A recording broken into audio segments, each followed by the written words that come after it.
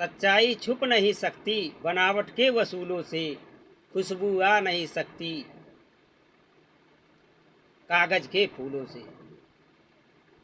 साथियों, आज जो इटावा के दादरपुर में जो घटना घटी है यादव समाज के साथ, यादव कथावाचकों के साथ, ये कोई नई घटना नहीं है। जबकि हमने सुना था कि 20 वर्षों से ये लोग कथा कहते थे, 20 वर्षों से ये लोग कथा कहने का काम करते थे। क्या ब्राह्मणों को पता नहीं था कि ये लोग यादव समाज के लोग हैं? अगर यादव समाज के लोग कथा कहते थे तो पहले पता कर लेना चाहिए। ये पूरी प्लानिंग थी ब्राह्मणों की, पूरी प्लानिंग थी ब्राह्मणों की, पिछड़े और यादव समाज को बेइज्जत करने के लिए। जरा सोचिए, अखिलेश यादव जी ने उस कथावाचक को बुलाकर साल देकर सम्मानित किया। इन कथावाचकों को देखिए, क्या इनका सम्मान वापस आ जाएगा साल भेंट करने से? अरे अखिलेश यादव जी, आप कहाँ सोए हो?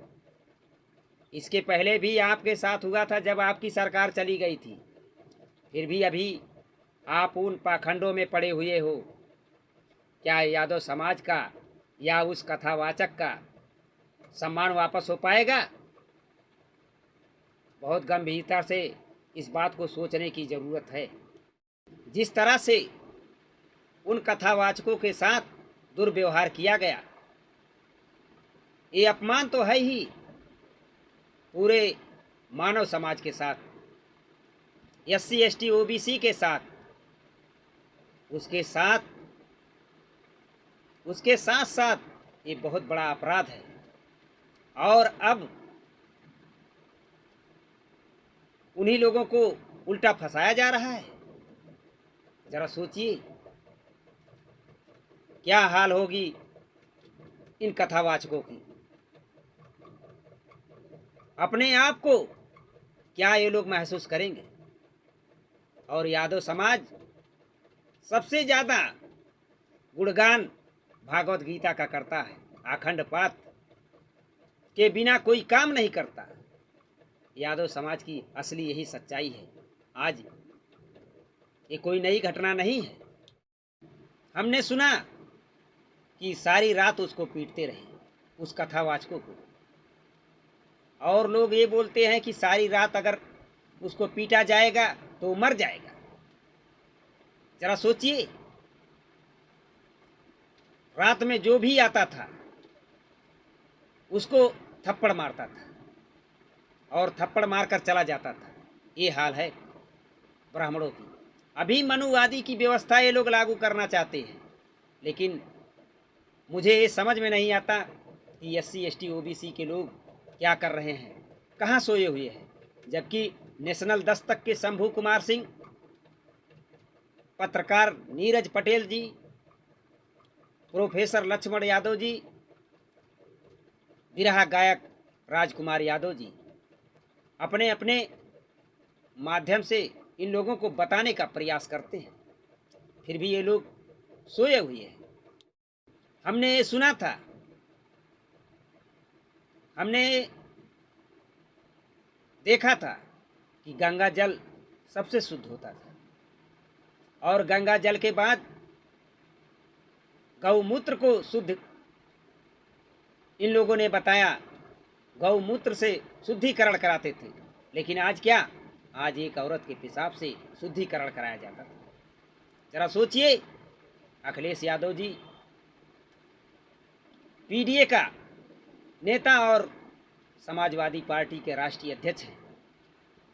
मैं अखिलेश यादव जी से पूछना चाहता हूं, क्या उन कथावाचकों को साल देकर सम्मानित किया गया? क्या उनके सम्मान को दोबारा वापस लाया जा सकता है? अरे अखिलेश यादव जी, इस बात को समझिए, ये कोई नई घटना नहीं है। ओबीसी के साथ, एससी एसटी के साथ इस तरह से आए दिन घटनाएं होती रहती हैं। इसलिए अपने समाज के लोगों को आप समझाने का प्रयास करिए, उसको अपने पार्टी के नेताओं को बताकर उन नेताओं को भेजिए, जमीनी स्तर पर बाबा साहब डॉक्टर भीमराव अंबेडकर साहब के संविधान के बारे में बताएं और बहुजन समाज के महापुरुषों के बारे में बताएं। जब तक विचारों की लड़ाई नहीं होगी तब तक इस देश में यही व्यवस्था रहेगी। इसलिए इस व्यवस्था को बदलने के लिए हम लोगों को घर से बाहर निकलना पड़ेगा, रोड पर निकलना पड़ेगा और इस देश की सत्ता और शासन को बदलना पड़ेगा। तभी इस देश का कल्याण होने वाला है। सारे लोग एकजुट हो जाओ। ये किसी विशेष जात की लड़ाई नहीं है, ये सबकी लड़ाई है। इसमें सबका सम्मान है। संविधान ने सबको अधिकार दिया है, सबको सम्मान दिया है, सबको बराबरी का हक दिया है, अधिकार दिया है। आप किसी धर्म में जा सकते हैं, किसी धर्म का जाकर उस धर्म का अनुयायी बन सकते हैं। उस धर्म को आप उस धर्म के बारे में जो कुछ जानना चाहते हैं जान सकते हैं। ये संविधान की स्वतंत्रता है।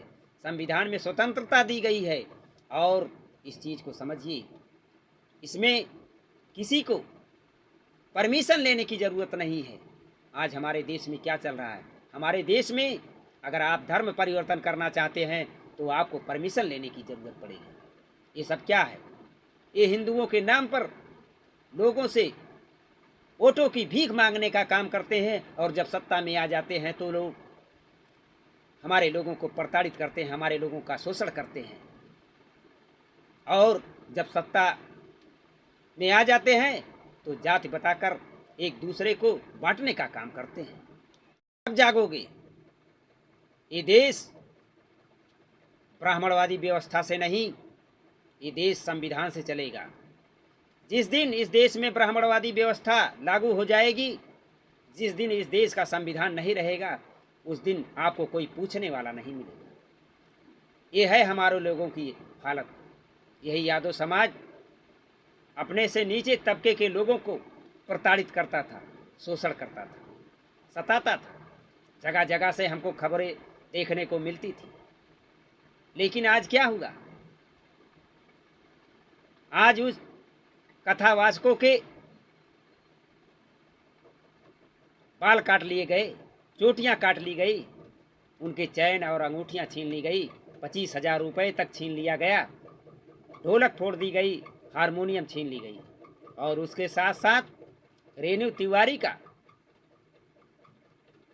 पेशाब उन कथावाचकों के ऊपर डालकर शुद्धिकरण कराया गया। जरा सोचिए, हम तो ये सोच चीजों से हमारे लोगों को सावधान रहने की जरूरत है। हमारे आजमगढ़ के राजकुमार यादव जी जो हमेशा अपने गीतों के माध्यम से बताते रहे, लेकिन मुझे ये बात समझ में नहीं आती कि यादव समाज कब सुधरेगा, जबकि यादव समाज बिना अखंड पाठ के कोई काम नहीं करता। जितना धर्म का ढोल यादव समाज पीटता है, धर्म का झंडा यादव समाज फहराता है, आज यादव समाज का नहीं पूरे देश का अपमान हुआ। क्योंकि ये कोई नई घटना नहीं है, इस तरह की घटनाएं आए दिन होती रहती है। हमारे चैनल को लाइक एवं सब्सक्राइब करें, अधिक से अधिक शेयर करें।